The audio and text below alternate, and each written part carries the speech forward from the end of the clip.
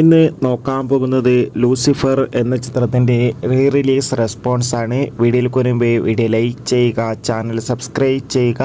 April March മാസങ്ങളിൽ അങ്ങോട്ട് ധാരാളം ചിത്രങ്ങൾ OTT റിലീസ് ചെയ്യും. നമ്മുടെ ചാനൽ ഭാഗം പരിശോധിച്ചാൽ ആ വീഡിയോയ്ക്ക് നിങ്ങൾക്ക് കാണാൻ വേണ്ടി സാധിക്കുന്നതായിരിക്കും.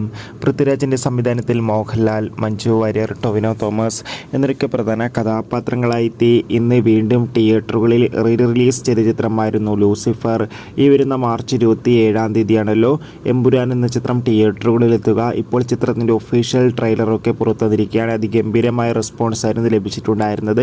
എമ്പുരാൻ എന്ന ചിത്രത്തിൻ്റെ റിലീസിന് മുന്നോടിയാണ് ഇന്ന് ലൂസിഫർ എന്ന ചിത്രം വീണ്ടും തിയേറ്ററുകളിൽ റിലീസ് ചെയ്തിട്ടുള്ളത്.